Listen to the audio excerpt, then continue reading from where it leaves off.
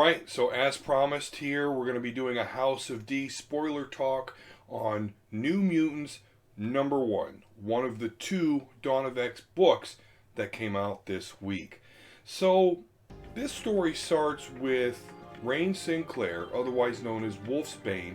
She is being revived and she pops out of her little cocoon there, is greeted by Charles Xavier and Storm. We then see this great little scene between her and Karma. Rain's just kind of sitting there contemplating everything, feeling like she has died and gone to heaven. Karma points out that that's kind of what happened, but either way, Karma is just trying to be a friend here, expressing to Rain that if she needs to talk about anything, definitely come to her, because big things like that, they don't just leave you. But oddly enough, and this is actually strange for this character, she's like, Rain Sinclair, she's like, no, I'm good. I'm good to go. And this is normally a conflicted character, so it is nice to see this, great friendship moment and to see that Rain Sinclair is definitely right in her mind. Okay, now this next scene is interesting. This is a scene between Mando and Cypher. So Cypher has this idea that since Mando can kind of absorb, the environments around him, he wants to see what happens, what does he feel when he starts to kind of bond and absorb Krakoa. And unfortunately, it's nothing. But then what happens is Cypher looks at Krakoa, like, you try now. And zap, Krakoa is in charge of Mando and speaking through him at this point. Now, Krakoa doesn't exactly like this, so he's like, okay, well, this isn't really good, so we're done with this now. And Cypher's like, oh, okay, I get it.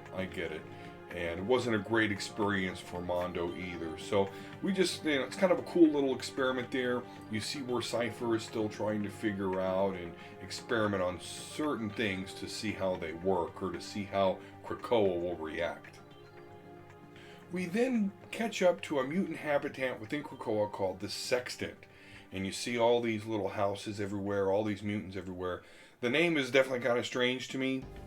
Sextant, the big mutant law of making more mutants. I'm just getting a, brown chicken, brown cow kind of vibe from it. But nonetheless, we see that all of the new mutants, Sunspot, Magik, Rain Sinclair, Dani, Moonstar, Karma, they all live or at least hang out in this house. Now apparently they've discovered a way to get some coffee out of Krakoa, and people are just loving it. And this is where I mentioned in my review where Liliana Rasputin is loving this coffee so much that she's threatening to harm her friends if they try and take any of her coffee. Silliness like that aside, Karma and Roberto are talking to one another, and they kind of decide, just kind of out of nowhere, by the way, without even discussing it, that, hey, we should go get Sam from the Shi'ar Empire. Are you ready for a road trip?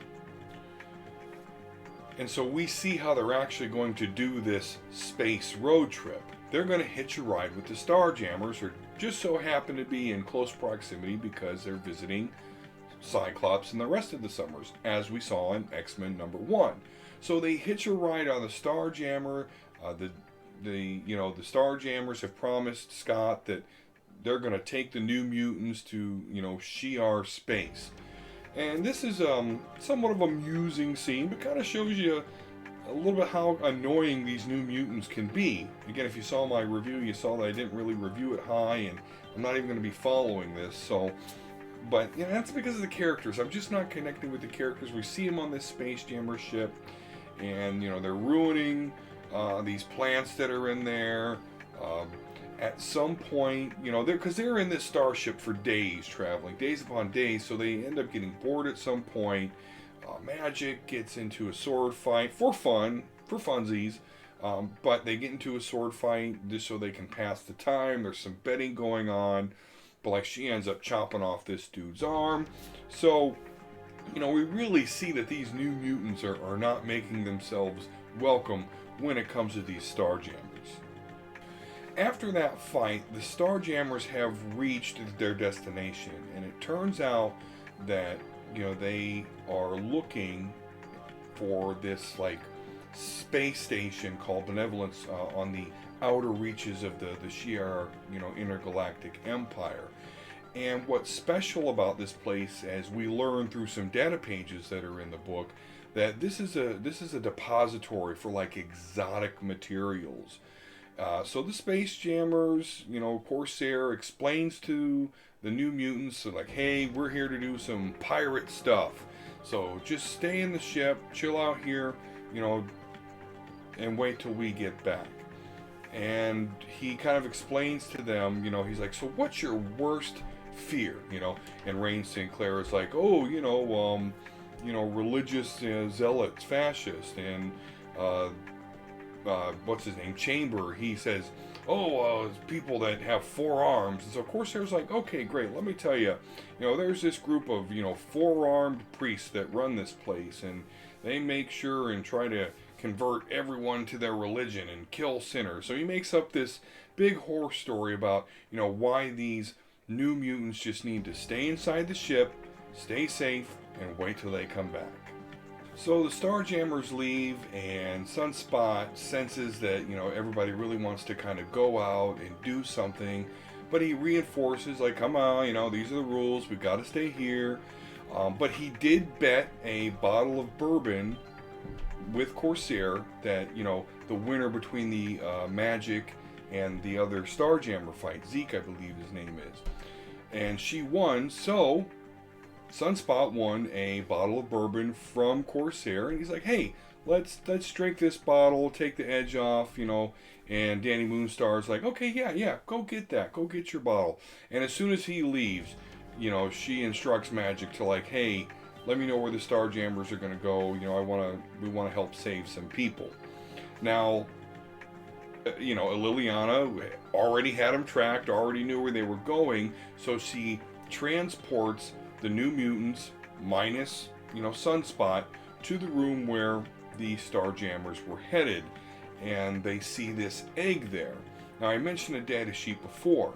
That data sheet told us what this benevolent space station was, which again is a place where they kind of hold exotic materials. It doesn't have a whole lot of Shi'ar presence there. The data sheet also explains that there's just a small contingent of troops here due to other events in the solar system. There's some Skrull activity in other sectors, so this place is barely guarded. But it has this egg there, and the New Mutants start to remove it, which is a no-no because we learned from the data sheets that if this egg is removed from its containment field, that there's something called a Super Guardian protocol. Nonetheless, it turns out that the Starjammers are after exactly this. They enter the room shortly after the New Mutants teleport into there. Corsair tells Dani and the rest of them, get away from that egg, and they take it, and then they go to take it back to their ship. So they take it and they book. The New Mutants are still kind of lagging behind, and then they get attacked by a contingent of Shi'ar soldiers. But Corsair is like, I don't care, we gotta go. I told him to stay back. He goes into his ship, he sees Sunspot there, he tells Sunspot what's going on, and they're like, oh, okay, so we're gonna, Sunspot's like, oh, okay, Corsair, so we're gonna go save him. And he's like, no, we're getting out of here. We are getting out of here. And Sunspot starts to protest and mentions winning the bourbon from Corsair, and at that point, Corsair's like, you know what, you just lost your ride. You get out too. I said I'd get you to the Shi'ar Empire. Here you are. You guys want to save people? Go save yourself. And then he and the rest of the Starjammers just take off, just like that. That's pretty cold.